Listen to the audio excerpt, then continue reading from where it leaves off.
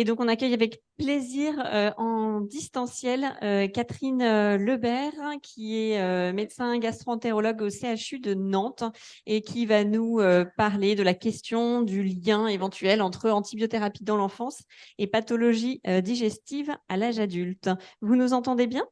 Je vous entends très bien, j'espère que vous aussi. C'est parfait. On vous laisse la parole. Merci. Donc bonjour à tous et merci tout d'abord au comité d'organisation de m'avoir invité à présenter ce sujet. Désolée de ne pas pouvoir être parmi vous aujourd'hui. Donc moi je suis peut-être la plus néophyte de la journée puisque effectivement je ne suis pas du tout infectiologue spécialisée en antibiothérapie.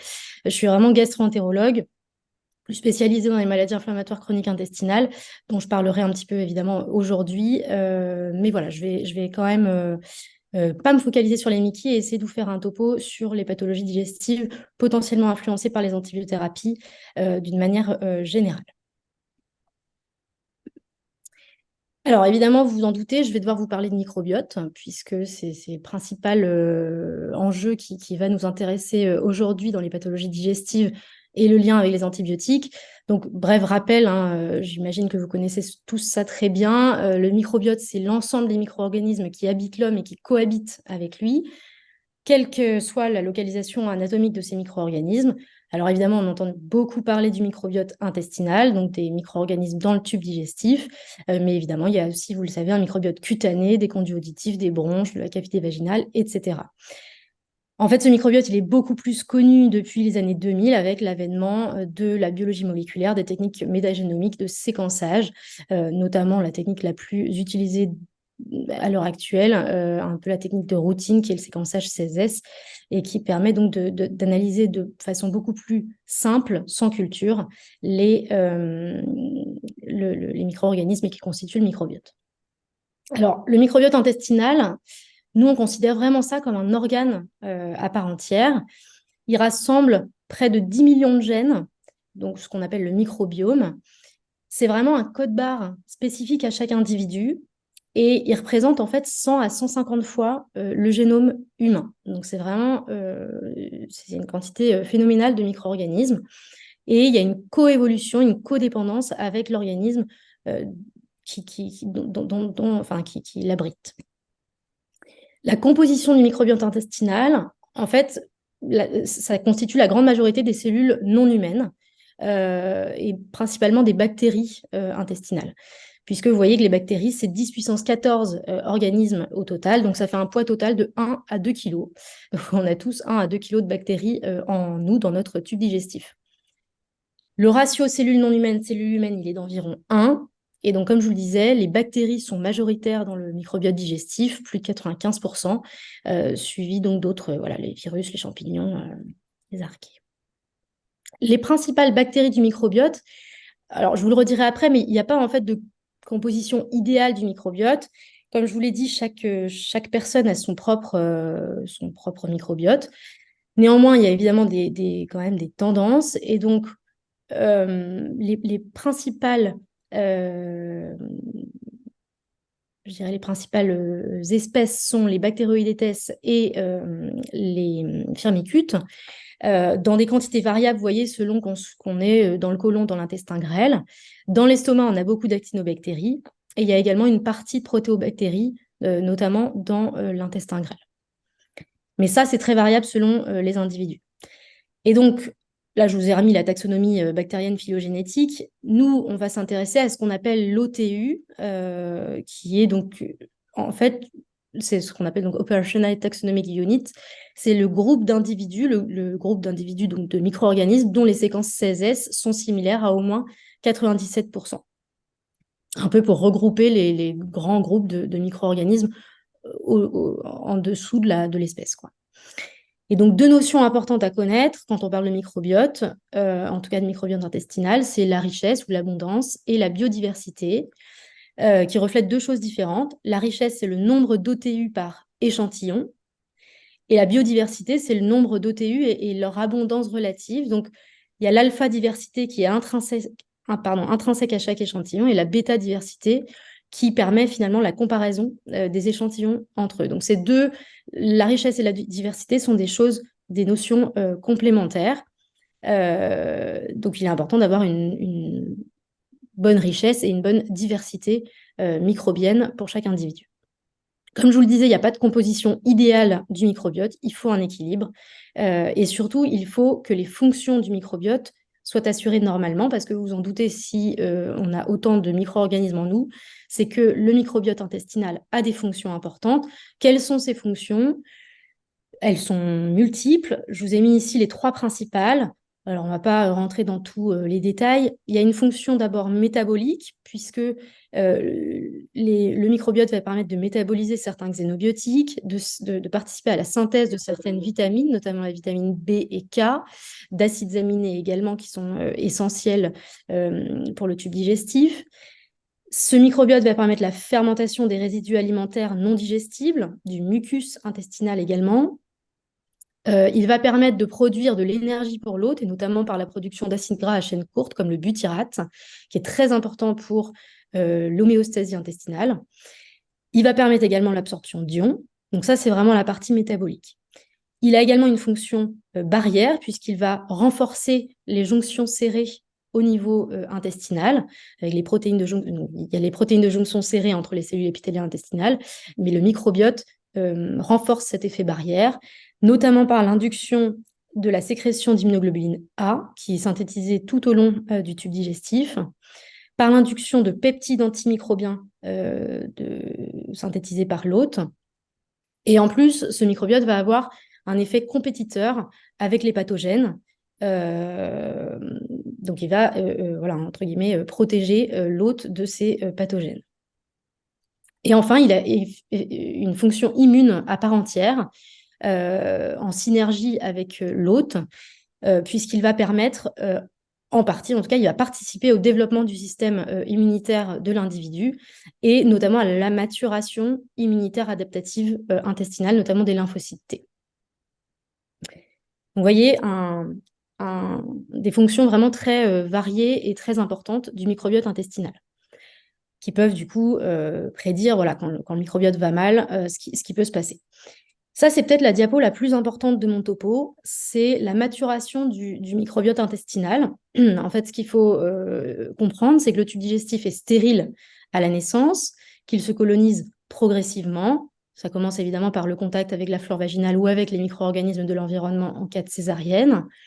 Et ce microbiote donc va se former et va être instable jusqu'aux 2-3 ans de l'enfant. Et en fait, au-delà de 2-3 ans, les grands groupes bactériens et les espèces dominantes sont stables. Alors, il y a évidemment des populations minoritaires qui peuvent changer justement avec les antibiotiques, avec l'alimentation, avec l'environnement. Mais globalement, au-delà de 2 à 3 ans, le microbiote de chaque individu est constitué et ne va plus se modifier. Donc, on comprend très bien en fait l'impact de ces fameux 1000 premiers jours. Les 1000 premiers jours sont également très importants dans la constitution du microbiote intestinal. Alors, par la suite, il peut y avoir, vous savez, ce qu'on appelle une dysbiose, donc des modifications soit qualitatives, soit fonctionnelles, soit les deux, parfois majeures dans certaines pathologies. Donc, c'est un déséquilibre du microbiote intestinal. Et ce microbiote intestinal a quand même une capacité de résilience, puisqu'il peut y avoir un retour à l'état de base, soit plusieurs semaines, soit plusieurs mois après le phénomène qui a déclenché la dysbiose. Et tout dépend bien sûr de la pathologie et de la chronicité de la maladie. Donc ça, c'est juste un petit schéma pour vous résumer voilà, vraiment ce qui se passe dans les 3 premières années, et surtout les 2 premières, j'ai envie de dire. En fait, le tube digestif du nouveau-né, il a un fonctionnement principalement, enfin même exclusivement initialement aérobie, ce qui fait que ça va favoriser le développement de firmicutes et de protéobactéries, qui sont des bactéries anaérobies facultatives. Et puis au-delà de 3 mois de vie, il va y avoir les actinobactéries, les bactéroïdetes, d'autres protéobactéries qui vont pouvoir se développer, donc des bactéries anaérobies. Et donc, encore une fois, après 3 ans de vie, finalement, le microbiote est assez stable. Alors, malgré tout, quels facteurs influencent le microbiote? Alors, 3 facteurs sur lesquels on ne peut pas trop agir, évidemment: la génétique, la voie d'accouchement et l'âge. Et puis après, il y a des facteurs qu'on peut modifier, l'alimentation, évidemment, les antibiotiques, et c'est de ceux dont on va parler aujourd'hui, les autres médicaments en général, il y a beaucoup de médicaments qui peuvent avoir un impact sur le microbiote, les infections en général, et le tabac. Bon, il y en a d'autres, hein, c'est pas exhaustif, mais voilà, globalement, il y a beaucoup de facteurs environnementaux qui peuvent influencer le microbiote et créer une dysbiose. Alors nous, on va s'intéresser donc aux antibiotiques, puisque c'est ce qui nous intéresse aujourd'hui. Et j'ai décidé donc de vous parler de ces 4 pathologies-là. Alors j'aurais pu faire plus large, mais je pense que ça aurait été un peu catalogue et pas forcément très relevant. Donc on va parler du syndrome de l'intestin irritable dans un premier temps. Alors ça va se résumer à une diapo, parce qu'en fait, c'est très peu connu, hein. Vous le savez, la physiopathologie du syndrome de l'intestin irritable est mal connue, débattue, et c'est pour ça d'ailleurs qu'on n'a pas de traitement spécifique de ce fameux S2I. En tout cas, concernant le rôle des antibiothérapies répétées dans l'enfance, je vous ai mis ici ces 2 études avec un niveau de preuve très très médiocre. Sur la gauche, vous avez donc c'était une étude anglaise. En fait, c'était une enquête. Donc, vous voyez, le niveau de preuve est très médiocre. Une enquête sur 400 patients, dont 48 patients étiquetés S2I. Alors, c'est une étude ancienne, hein, qui date de 98, mais c'est pour vous montrer que déjà, à la fin des années 90, on s'intéressait à cela. Donc, c'est une étude ancienne, ce qui veut dire que les critères pour diagnostiquer le syndrome de l'intestin irritable n'étaient pas les mêmes qu'à l'époque et c'était moins codifié, c'était un peu plus généraliste. Donc, globalement, ces patients-là, les patients étiquetés S2I dans cette étude, c'est des patients qui ont des douleurs abdominales au moins une fois par mois sur les 6 derniers mois. Donc, vous voyez, c'est quand même assez large. Et en tout cas, donc, ils ont fait une enquête, ils se sont intéressés donc, à tous les facteurs qui étaient associés aux patients S2I. Et vous voyez que l'antibiothérapie dans l'enfance ressortait quand on faisait l'odds ratio de manière ajustée, notamment sur l'âge, la classe sociale, le tabac, les consommations d'alcool, etc. C'était donc l'usage d'antibiotiques dans l'enfance qui était le principal facteur de risque de développer un syndrome de l'intestin irritable à l'âge adulte. Bon, très faible niveau de preuve. Deuxième étude sur votre droite ici, donc une étude cas contrôle, cette fois sur 648 patients, où en fait ils se sont intéressés, c'était une étude australienne je crois, et ils se sont intéressés à l'impact des infections avant 18 ans, et ensuite ils les ont classés, vous voyez, en infections chez vraiment l'enfant, enfin chez le nouveau-né, puis entre 1 et 4 ans, et ensuite entre 4 et 18 ans. Et ils ont également, bien sûr, regardé la prescription d'antibiotiques. Et donc, vous le voyez, de manière ajustée, c'est donc le graphe en gris, de manière ajustée, l'usage régulier d'antibiotiques n'était pas associé à un risque ultérieur de développer un syndrome de l'intestin irritable. De la même manière que toutes les infections confondues, il y avait simplement la bronchite, le fait d'avoir fait des bronchites avant 18 ans, qui était associé à ce S2I. Bon, voilà. Je m'arrêterai là pour le syndrome de l'intestin irritable parce que finalement, c'est encore une fois très peu connu. La physiopathologie en elle-même, au-delà de l'usage des antibiotiques, est vraiment mal connue, donc on ne peut pas en dire grand-chose de plus sur une susceptibilité liée aux antibiotiques. Le cancer colorectal, donc ça c'est un peu plus inquiétant, et notamment le cancer colorectal qui survient avant 50 ans, ce qu'on appelle le Young Onset Colorectal Cancer, qui, vous le savez, a une incidence malheureusement croissante. Et quand on regarde donc la carte de l'incidence sur les dernières années, en fait, donc vous voyez en bleu foncé, c'est les pays où le cancer colorectal avant 50 ans est de plus en plus fréquent. Je précise que c'est des cancers avant 50 ans non génétiques, hein, c'est-à-dire que ce n'est pas des gens qui ont un syndrome de Lynch, c'est vraiment des cancers sporadiques, mais avant 50 ans. Et donc, vous voyez que ça concerne quand même globalement les pays industrialisés, hein, donc l'Amérique du Nord, l'Europe, l'Australie. Et c'est assez, la différence est assez notable par rapport à d'autres continents. Quelle est la physiopathologie hypothétique de ce cancer colorectal avant 50 ans, et encore une fois sporadique, hein, ce n'est pas un cancer génétique. Donc évidemment, au vu de la carte du monde que je vous ai montrée, on se doute qu'il y a des facteurs environnementaux qui qui rentrent en jeu, notamment alimentaire, une consommation en fait un régime alimentaire occidentalisé, fast-food, voilà, déséquilibré, une sédentarité, l'obésité, la consommation d'alcool, et puis l'usage d'antibiotiques dans l'enfance, dont je vais vous parler donc juste après. Et en fait, probablement que ce qui se passe, c'est que tous ces facteurs environnementaux induisent donc d'une part une dysbiose, ce qui fait qu'il y a une perte de l'effet protecteur dont je vous ai parlé du microbiote, et qu'en plus, ce microbiote se met à produire des métabolites oncogéniques qui vont favoriser le développement de ce cancer, donc des acides biliaires secondaires, des nitrosamines notamment. Ce qui va avoir pour effet de créer un environnement pro-inflammatoire, de supprimer des mécanismes d'immunotolérance et de favoriser en fait la croissance tumorale, notamment par activation du signal Wnt-bêta-caténine, qui a un rôle important dans le développement du cancer colorectal. Alors, ce qui était déjà connu, c'est que l'usage répété des antibiotiques à l'âge adulte était associé à une augmentation du risque d'adénome et de cancer colorectaux. Ça, c'était connu, vous voyez, là c'est une méta-analyse sur 16 études, donc une méta-analyse qui date de qui a été publiée en 2021, mais vous le voyez avec des études qui ont été publiées entre 2015 et 2019. Et ce qui a été montré donc, dans cette méta-analyse, c'est une taille d'effet de 1,10.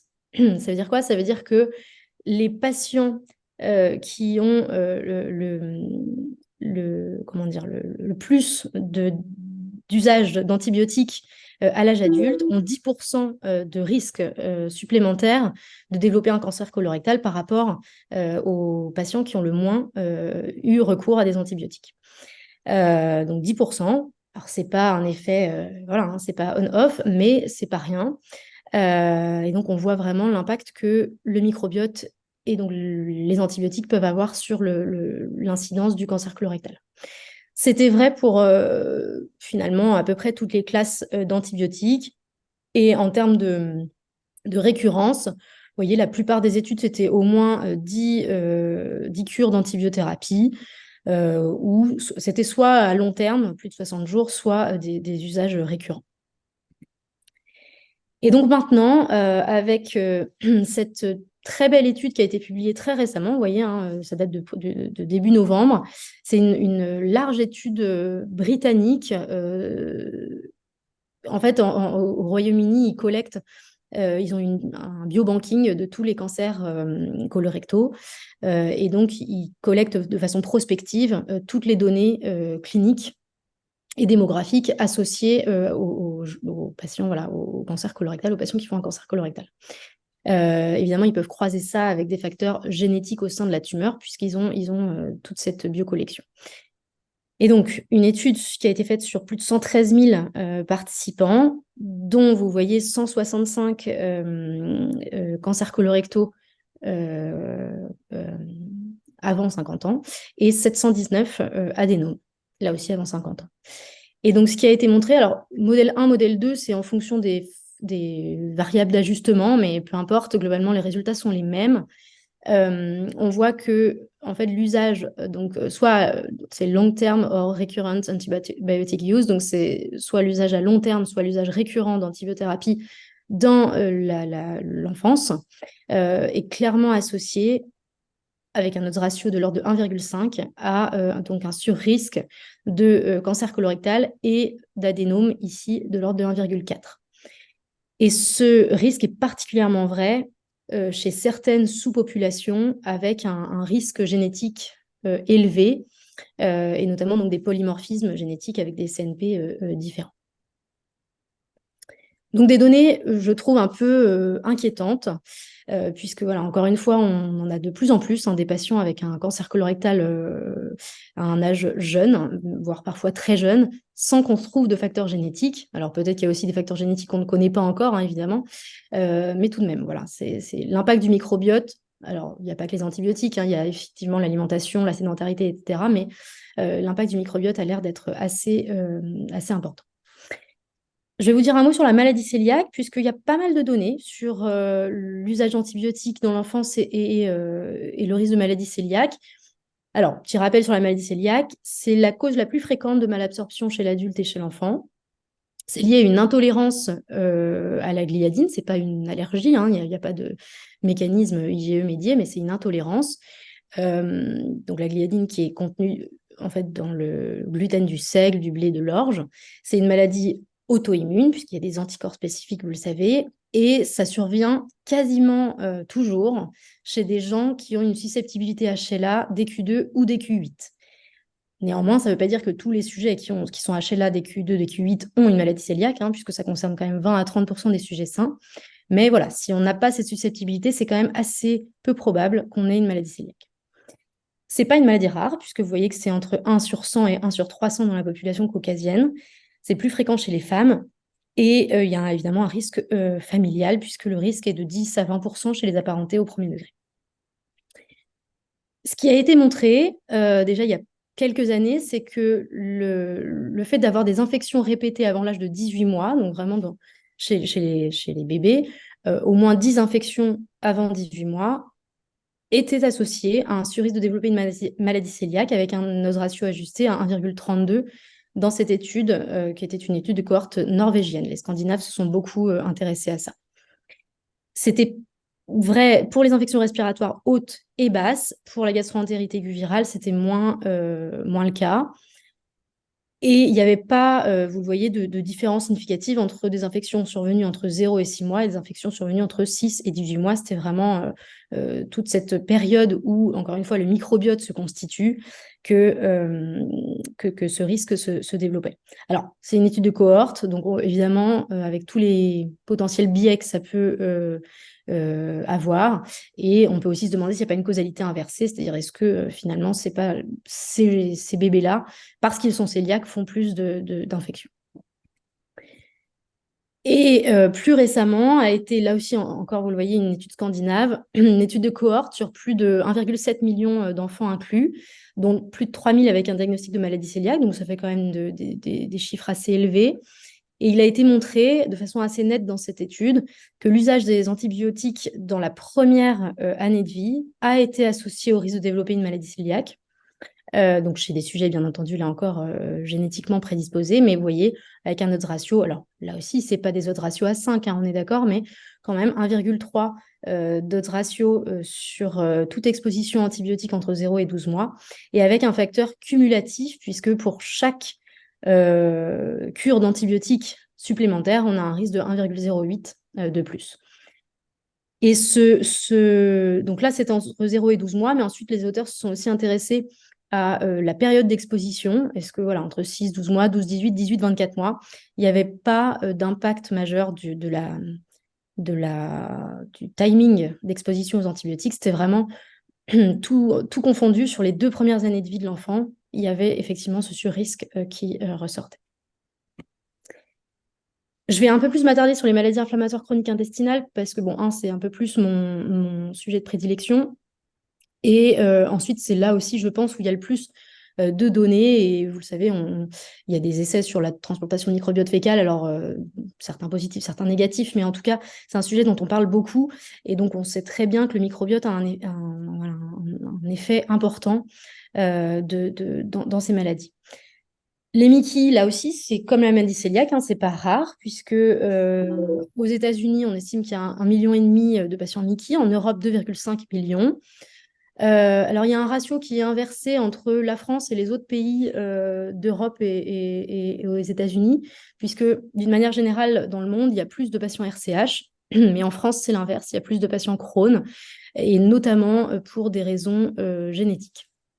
Et donc en France, selon les données, alors qui datent un peu, de 2016, on estime qu'il y a plus de 200 000 personnes atteintes d'une MICI, 120 000 Crohn, 80 000 RCH. C'est des chiffres qui augmentent et probablement qu'on est à plus de 250 000 à l'heure actuelle. La physiopathologie, elle n'est pas parfaitement comprise. Néanmoins, il est assez communément admis qu'elle est liée à une réponse immunitaire intestinale inappropriée vis-à-vis d'antigènes commensaux du microbiote qui survient chez des sujets génétiquement prédisposés et sous l'influence de facteurs environnementaux. Donc on a ces quatre entités, le système immunitaire, le microbiote, l'environnement et la génétique. Tout ça s'imbrique pour induire une inflammation intestinale chronique chez ces patients. Alors, le microbiote dans les Mickey, et notamment dans la maladie de Crohn, c'est le coupable assez idéal, puisque il a été montré depuis très longtemps que dans les modèles murins de colites, que ce soit des colites spontanées, des colites chimiquement induites, ou d'autres modèles expérimentaux de colites, le microbiote, il y a une dysbiose, le microbiote est moins varié, il y a une richesse et une diversité qui est moindre, et notamment une bactérie qui est très importante, c'est la diminution de Faecalibacterium prausnitzii, qui est une bactérie protectrice vis-à-vis des maladies inflammatoires chroniques de l'intestin, et notamment la maladie de Crohn. Et à l'inverse, il a été démontré un peu plus récemment l'augmentation de Escherichia coli adhérents et invasifs, ce qu'on appelle les AIEC, qui font à l'heure actuelle l'objet de multiples recherches parce que ces deux bactéries sont potentiellement des clés pour une prise en charge thérapeutique optimisée. Et je vous parlais pourquoi plus la maladie de Crohn. Alors, je vous invite à lire ce papier qui est hyper intéressant, c'est une étude française, c'est une équipe française qui a mis ça en évidence. Ça date de 2019. Et en gros, l'idée de cette équipe, c'est que la maladie de Crohn pourrait être en fait une conséquence de la peste qui a sévi entre les années 1400 et 1800. Pourquoi? Parce que la maladie de Crohn est associée, si vous vous rappelez de vos vieux cours de médecine, à une susceptibilité génétique NOT2 qui est un gène clé de l'immunité innée. Et en fait, cette équipe parisienne a montré que de manière géographique, eh bien, la susceptibilité génétique NOT2 était apparue dans les zones où la peste avait épargné le plus de gens. C'est-à-dire que peut-être que la peste a induit des mutations de NOT2, et donc, pourquoi pas, la maladie de Crohn serait un peu le prix à payer d'avoir survécu à la peste à l'époque. Donc là encore, c'est vraiment pour illustrer l'impact du microbiote sur ces maladies. Les autres arguments pour dire que le microbiote est très important dans la maladie de Crohn, c'est que on sait que quand on opère une maladie de Crohn, si on a une stomie de protection, on ne va pas avoir de récidive post-opératoire.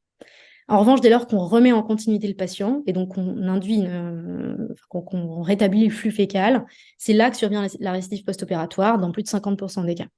Donc, vous voyez encore une fois l'impact du flux fécal et donc probablement des micro-organismes du microbiote. Et enfin, les antibiotiques eux-mêmes ont été utilisés, alors le sont de moins en moins, mais le métronidazole notamment a été utilisé pendant longtemps en prévention de la récidive post-opératoire. Ça reste d'ailleurs dans les recommandations européennes. C'est un traitement qu'on peut utiliser. C'est vrai que, encore une fois, on l'utilise de moins en moins parce qu'on a d'autres traitements plus efficaces maintenant. Mais voilà, c'est pour illustrer l'importance du microbiote.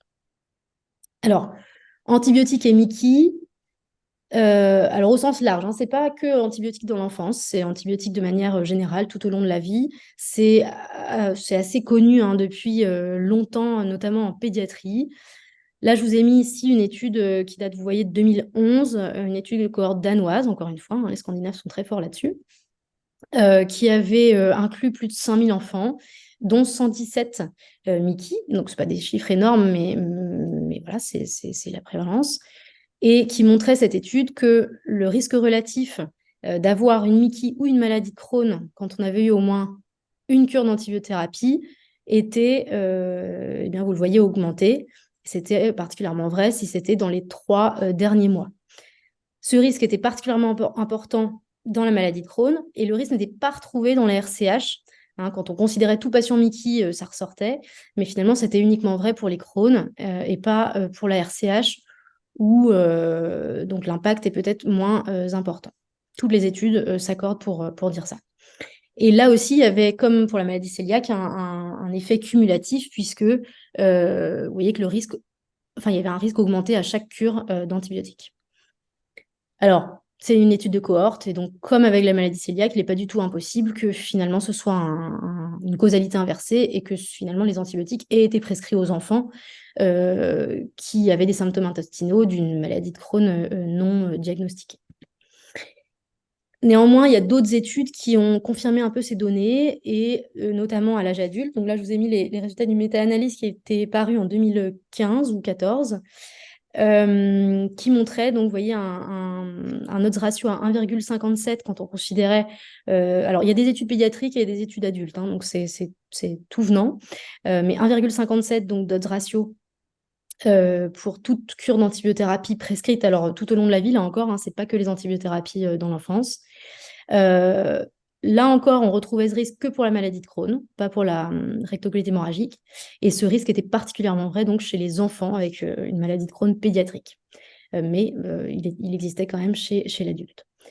Et tous les antibiotiques quasiment étaient concernés, plus particulièrement les fluoroquinolones et le métronidazole, qui sont en plus les antibiothérapies quand même relativement souvent prescrites en gastroentérologie.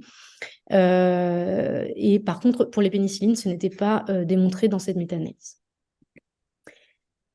Ça, c'est une étude qui est parue très récemment, là, en début d'année, qui montrait un effet cumulatif indiscutable. C'est-à-dire que plus on accumule de cures d'antibiotiques, plus on a de risque de développer une maladie inflammatoire chronique de l'intestin. C'était une étude de population à partir des données de registre danois. Et en fait, les auteurs faisaient un calcul du risque incident de développer une MICI. Et vous le voyez, ils avaient donc 36 000 cas de RCH et un peu moins de la moitié, donc 16 000 de maladie de Crohn. Ils ont calculé ce risque incident donc selon les 3 classes d'âge, entre 10 et 40 ans, 40, 60 ans et les plus de 60 ans. Et vous voyez que dans toutes les classes d'âge, il y avait un surrisque de développer une MICI quand on avait été exposé dès une cure d'antibiothérapie.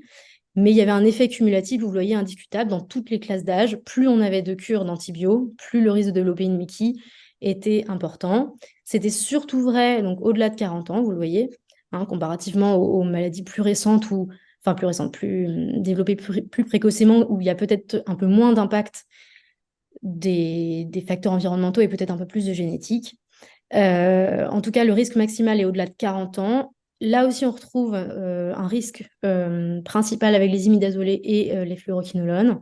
Et là aussi, on retrouve un risque qui est maximal dans les mois, ou en tout cas dans les 2 ans qui suivent la prise d'antibiotiques. Et enfin, cette méta-analyse qui est récente également, parue cette année, qui a montré que en fait, cette association MICI-antibiotiques, là, tout ce que je vous ai montré, encore une fois, c'était des antibiotiques prescrits tout au long de la vie. Cette étude, cette méta-analyse s'est intéressée, a fait la différence entre des antibiotiques prescrits tout au long de la vie ou dans l'enfance. Et on montre bien que quand même, les antibiothérapies prescrites dans l'enfance semble avoir un risque encore plus important que les antibiotiques prescrits, on va dire, à l'âge adulte, quand le microbiote est déjà constitué. Donc, j'en arrive à ma conclusion. J'espère que je ne vous ai pas assommé et que je n'ai pas trop dépassé le temps. Je n'ai pas trop regardé.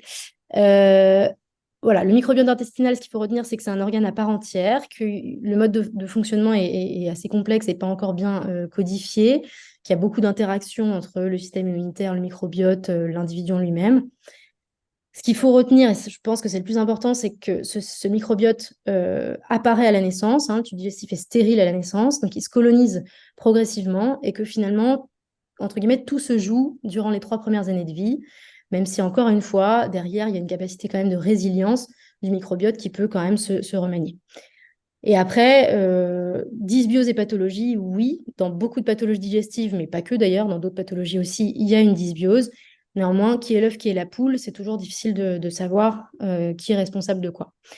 En tout cas, les 4 pathologies dont je vous ai parlé là, donc elles sont en partie influencées par l'usage d'antibiotiques dans l'enfance. Alors le S2I, je vous ai montré les données, ne sont pas très probantes, mais ça nécessite d'autres études pour un peu éclaircir la chose. Cancer colorectal avant 50 ans, les données s'accumulent pour dire qu'il y a un surrisque. Maladie cœliaque, c'est assez connu également, notamment s'il y a eu une antibiothérapie dans la première année de vie avec un effet cumulatif.